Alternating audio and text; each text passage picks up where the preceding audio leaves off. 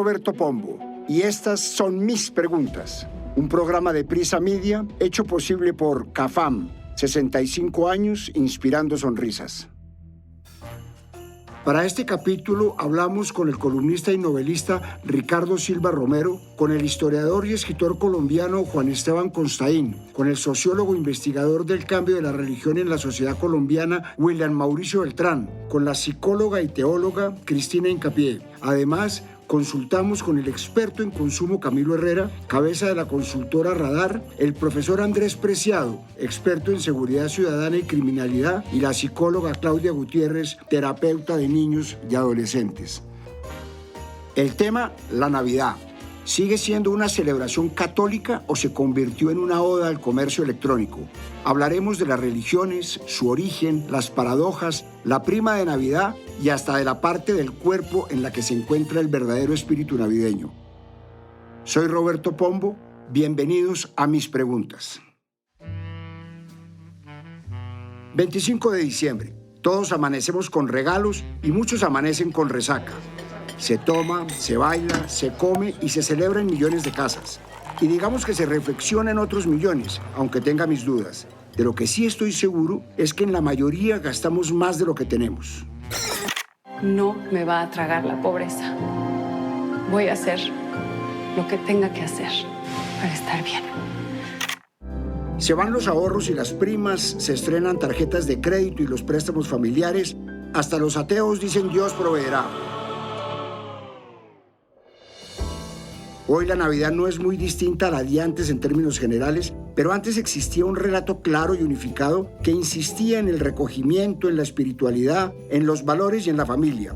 Un relato casi exclusivo del catolicismo y no nos digamos mentiras, la gente rezaba un poquito más.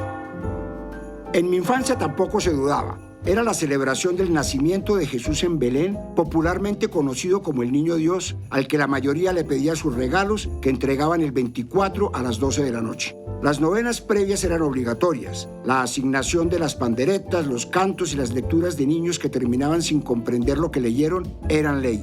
Íbamos en automático y no voy a decir que era desagradable, simplemente pasaban las fechas, más o menos siempre pasaba lo mismo. Pero particularmente en las últimas Navidades he visto cómo se ha atomizado el relato, cómo la Navidad se ha convertido en un ejercicio eminentemente comercial. No reparamos mucho en ello, pero existió una Colombia no hace mucho en la que no existía el Black Friday, ni el Cyber Monday, ni Santa Claus, que estaba reservado para países con nieve. Hoy estamos en un país en el que vemos celebrar hasta las tradiciones ajenas como el Thanksgiving Day o el Día de Acción de Gracias, muy popular en países como Estados Unidos o Canadá, y en el que las familias se reúnen en torno a un pavo seco y sin sabor que debe ser compensado con alguna salsa de ciruela. Tampoco voy a decir que es desagradable porque además me gusta mucho la salsa de ciruela y el pavo. Y por otro lado, la Navidad se siente como un festivo más que se junta con unos días de vacaciones para descansar. Hoy es 25 de diciembre y pienso que nunca me había detenido a divagar ni a pensar sobre esta fecha y advierto que este y el siguiente capítulo siguen siendo parte de la tanda de programas livianos de la temporada de fin de año. Tengo preguntas tardías sobre el origen de la Navidad, sobre la fecha de nacimiento de Jesús, sobre el catolicismo, sobre qué tanto se reza, sobre la batalla entre el Niño Dios o Papá Noel, sobre por qué se genera tanta violencia en épocas que se suponen de paz, hasta sobre el peso de la inflación en esta Navidad. Le pido ya por costumbre un pensamiento inicial al columnista y novelista Ricardo Silva Romero sobre la Navidad de hoy y qué tan distinta es a la de su infancia. Esto me dice. Bueno, querido don Roberto, feliz Navidad para usted. La verdad es que mi Navidad sí era muy diferente a la Navidad de mis hijos. Se hacía con mucho juicio la novena y pues había benignísimos dioses de infinitas caridades y padres putativos que daban ataques de risa. Había que empacar muchos regalos a personajes de las familias como los médicos y los gerentes de banco. Era una superproducción esa Navidad, acompañada de los mensajes de Melodía Estéreo contra los rencores, los afanes belicosos y toda intención malvada Era una Navidad muy latinoamericana con villancicos en español y un poco todavía setentera porque se rechazaba Papá Noel de Coca-Cola y a las costumbres gringas. La de mis hijos es mucho menos religiosa, es sí espiritual, ellos hasta se preguntan por el sentido de la celebración. Ya no hay que empacar casi nada, todos echan unas bolsas de regalos y hay muchos regalos digitales. Mis hijos piden cosas que se pueden bajar por internet y entonces pues el papel del niño Dios es discutible y sigue siendo un cumpleaños colectivo y una época agobiante de centros comerciales repletos, pero al mismo tiempo una época para verse con todos. Eso se conserva y es conmovedor. Empiezo por el origen de la Navidad. La Navidad no siempre fue importante, no era una fiesta oficial del cristianismo porque no se sabía qué día había nacido Jesucristo. Aún no hay consenso sobre esta fecha. En el año 330 después de Cristo, el emperador Constantino toma por cierta, o más bien, legaliza la fecha del 25 de diciembre como el nacimiento oficial del Mesías, fecha que venía de varios cronistas de la vida de Jesús, y lo hace entendiendo la necesidad que existía de extinguir toda muestra de paganismo, toda adoración a otros dioses que consideraban falsos. El 25 de diciembre también se celebraba la fiesta del Sol Invicto, un dios oriental que el emperador Aureliano había promovido y elevado a culto oficial del Imperio Romano desde finales del siglo III. Es decir, se trató de una estrategia para capturar feligreses, para convertir paganos en cristianos, al menos para mezclarlos con las fiestas del Sol, pero también con las de Saturnalia, que veneraba al dios Saturno y eran un poquito más desordenadas, en las que los excesos no se castigaban, se intercambiaban regalos y también cerraban las cortes de justicia. Hermosa coincidencia con la vacancia judicial colombiana que nos deja sin justicia por casi un mes. Muy romanos los colombianos. Finalmente, en el año 354, el Papa Liberio decreta el nacimiento de Jesús el 25 de diciembre. 26 años después, el emperador Teodosio I proclama el cristianismo como religión oficial del imperio y ahí quedó sellado todo un proceso que dio origen a una celebración que aún se mantiene. Sobre la fecha verdadera del nacimiento hay exceso de teorías. Calculistas de evangelios creen que Cristo nació en septiembre y 5 o 6 años antes de Cristo. Por su parte, profesores de estudios bíblicos como Edwin D. Fried, autor del libro Historias del Nacimiento de Jesús, sugieren un nacimiento en primavera o verano por simples consideraciones meteorológicas. En 4 grados centígrados se calculaba la temperatura en Palestina, un frío con el que no era posible que los pastores sacaran el ganado como lo sugieren los relatos bíblicos. Hablo con el historiador y escritor colombiano Juan Esteban Costaín. Quiero saber si la Navidad, por cuenta de las inconsistencias en las fechas en las que se inspira, por las razones en las que se fundamenta, tiende con el tiempo a deslegitimarse. Esto me contesta. Pues Roberto, no creo que la legitimidad de la Navidad dependa en absoluto de sus orígenes históricos ni de las discusiones eruditas sobre su cronología en la antigüedad y en la Edad Media. La Navidad es un acto de fe, quizás el acto de fe más bello y fundacional del cristianismo, pero es también una celebración que excede el ámbito de la civilización cristiana y llegó a muchas culturas. En ese sentido, la Navidad es también una celebración pagana y ese es un triunfo inequívoco del cristianismo. La clave tal vez esté en no exigirle tanta reflexión a una celebración de origen pagano. De hecho, la reflexión religiosa está en crisis. La gente que aplica al pie de la letra la instrucción cristiana, especialmente católica, de la Navidad va en descenso porque cada vez hay menos personas que se identifican con esa religión. Basta mirar las cifras de España, uno de los bastiones del catolicismo en el mundo. Según el Centro de Investigaciones Sociológicas, que lleva las cuentas de las religiones en ese país desde 1978, el porcentaje de personas que se definen como católicas llegó a su mínimo histórico. Si hace 44 años el 90,5% de los españoles profesaban su fe ciega a la Santísima Trinidad, la cifra cae al 55,4%. Por su parte, los no creyentes, y ahí caben los ateos, agnósticos y aquellos a quienes ni siquiera les interesa la pregunta, se multiplicaron por 5, pasando en el mismo periodo de 7,6% de la población al 39,9% de esa misma población. Y entre más joven la población, los números son más dramáticos. En el grupo de personas de 18 a 24 años, si en 1990 el 78,1% se declaró católico, en octubre del año pasado la cifra llegó a 28,2%. Según datos del Instituto Nacional de Estadística, INE, el número total de católicos se ha reducido en 5,6 millones de españoles, es decir, una media de 280.000 clientes perdidos cada año. Un fenómeno que se repite en 43 de los 49 países según el World Value Survey, con un descenso sostenido y marcado durante la última década. Ni siquiera Argentina se salva. Uno creería que los datos de retención de feligreses son muy positivos teniendo papa local y un dios del fútbol argentino. Según el censo de 1960, solo el 1,53% se declaró sin religión, cifra que aumentó al 22% en 2022, según datos de la encuestadora y consultora de opinión Voices, encabezada por la socióloga Marita Carballo.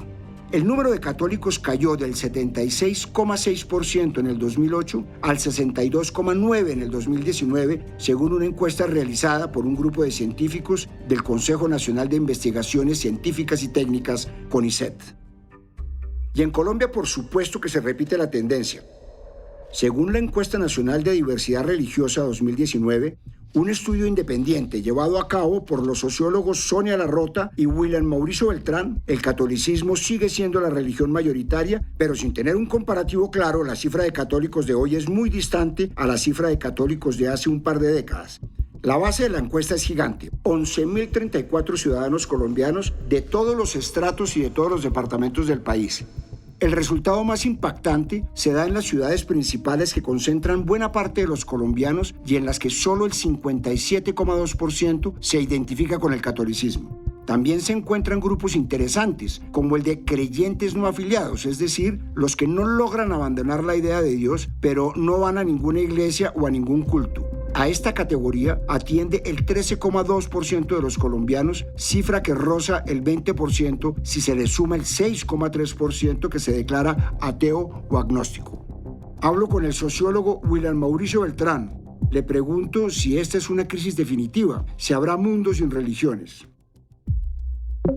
Buena parte de la población que abandona la Iglesia Católica, más que dejar de creer, cambia su manera de creer. Y eso implica por lo menos 3 grandes alternativas. Uno, los que abandonan la Iglesia Católica se van a otras iglesias. En Colombia generalmente eso implica que la gente migra hacia las iglesias cristianas. 2, que las personas abandonan la Iglesia Católica, pero no abandonan el catolicismo y deciden ser católicos, pero de una manera personal. Y el tercero, pues hay personas que abandonan la Iglesia Católica y migran hacia formas de creer que no implican o que, digamos, no son cristianas. Generalmente eso implica en América Latina personas que desarrollan prácticas como la meditación, como el yoga. Eso significaría, como para concluir, que muchas personas no están abandonando en sí la religión, sino la Iglesia Católica y en general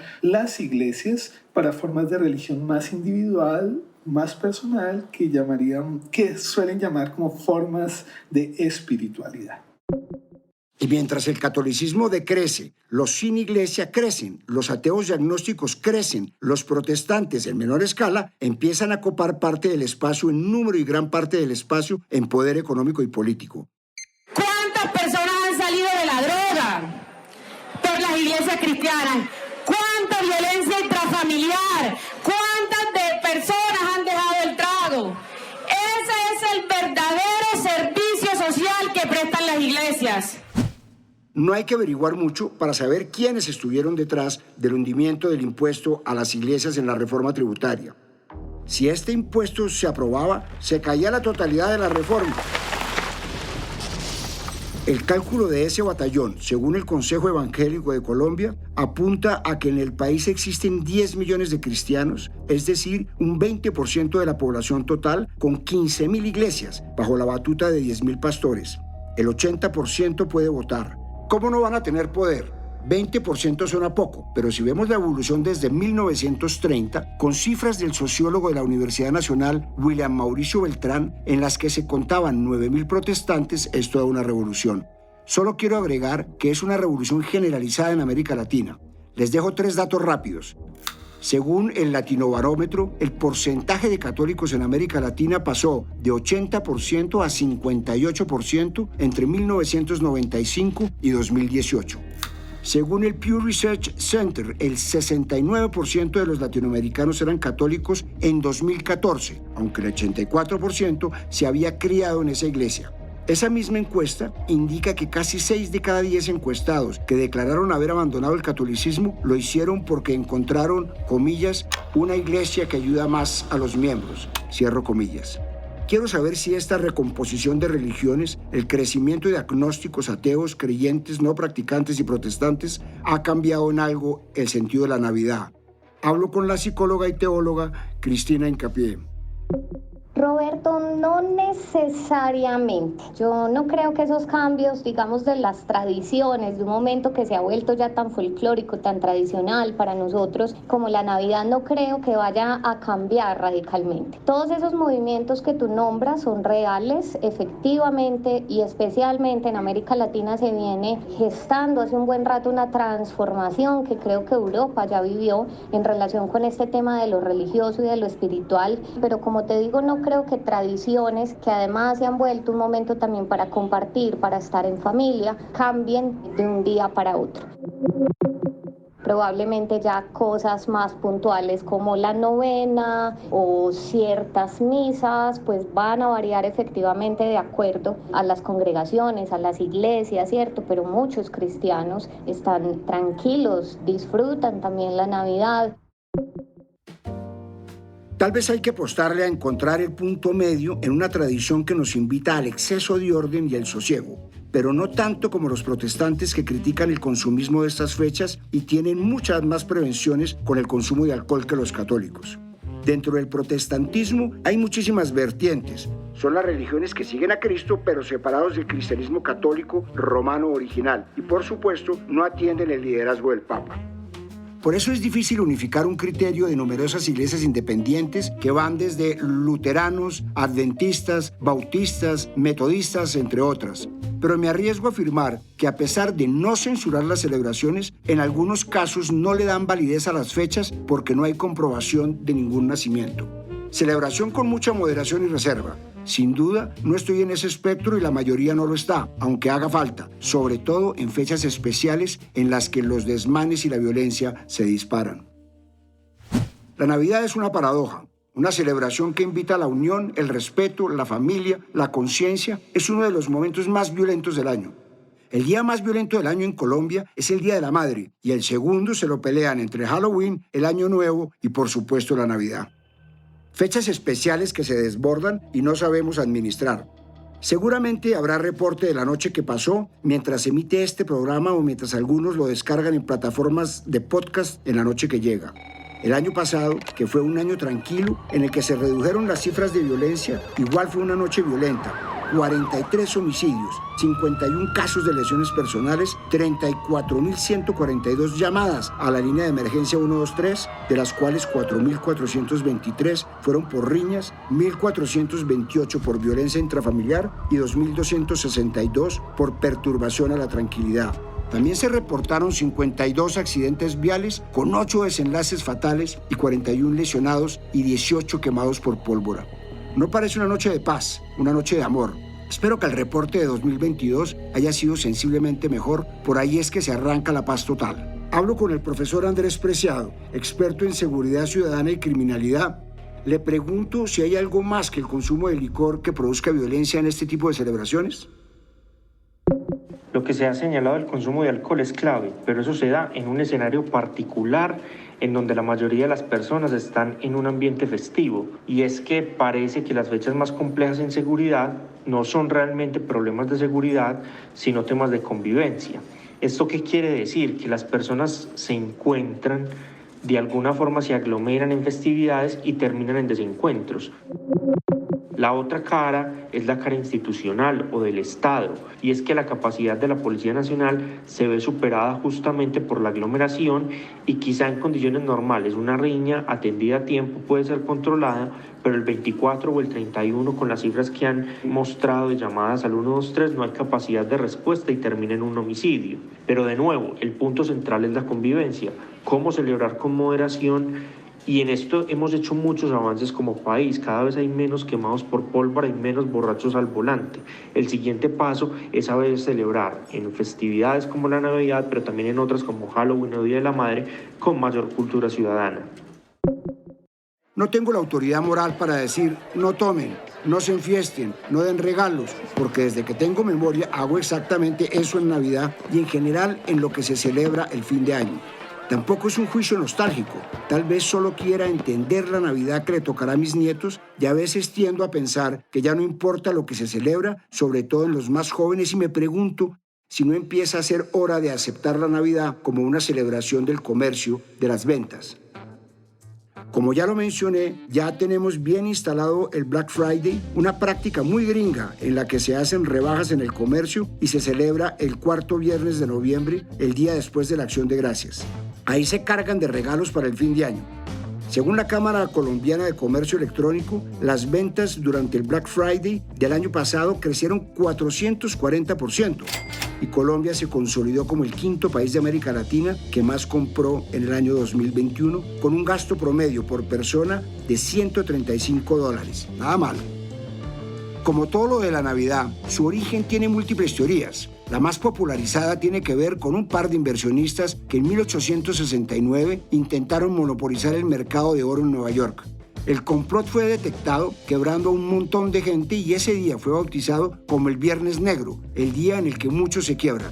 Basta ver las imágenes de cientos de personas abarrotadas en las tiendas y centros comerciales, las peleas a muerte por un televisor en un descuento.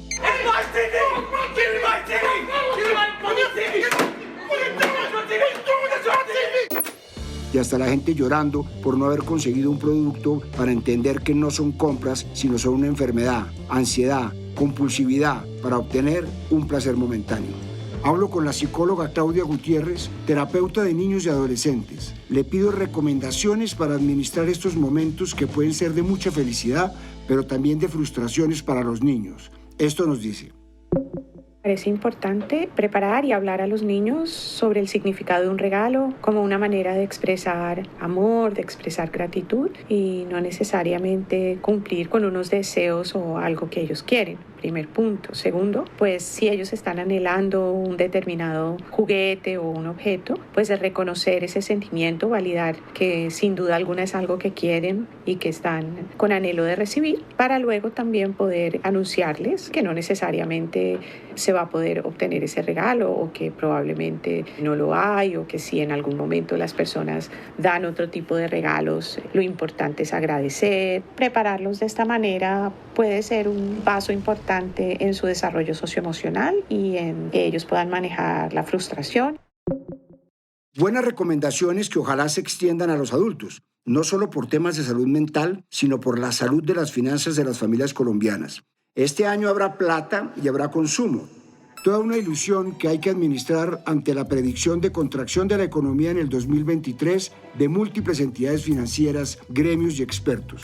Corfi Colombiana contrasta la proyección de crecimiento del 8% en 2022 con un 1% en 2023, un cálculo optimista comparado con el 0,5% del Banco de la República.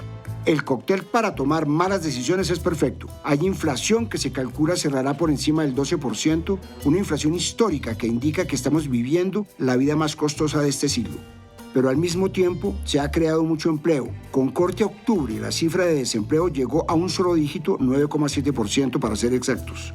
También están los 10,3 billones de pesos que se entregarán por concepto de prima de fin de año, según cálculos de Asofondos. 400.000 millones más que en el 2021, pero el doble de lo que se desembolsó en 2020, que alcanzó los 5,2 billones de pesos. También la economía sentirá el impacto de la entrega del bono de 500.000 pesos a 2 millones de hogares en situación de pobreza extrema que anunció el gobierno. Estamos, como dice el famoso meme. De los creadores de "para eso trabajo, la plata es mía", llega "después veo cómo pago, Dios proveerá", porque uno es consumista pero creyente. Es decir, hay plata, pero las vacas flacas vienen pronto. En diciembre, como lo indica Alberto Cabal, presidente de FENALCO, se vende un 30 a 35% más que en los otros meses, pero espero que para el momento en el que salga este programa no se hayan gastado toda la prima. Si a alguien le queda algo en la cuenta de ahorros, hágame caso, guárdelo, no se lo gaste, que en 2023 lo va a necesitar. Anuncio desde ya un capítulo de finanzas personales en un contexto de contracción económica. Hablo con el experto en consumo Camilo Herrera, cabeza de la consultora Radar, apostando a que el consumo de fin de año crecerá, que la gente no dejará de gastar a pesar de la inflación, que hubo una acomodación de los hogares frente al aumento de precios y que el golpe fue compensado con nuevos empleos. Quiero saber si esta euforia decembrina no se puede convertir en dolores de cabeza en el 2023. Esto me dice. Roberto, digamos que reserva siempre uno va a tener, todo exceso tiene que tener un defecto posterior, pero en este momento lo que estamos viendo son nuevos ciclos de gasto porque hay más gente con empleo.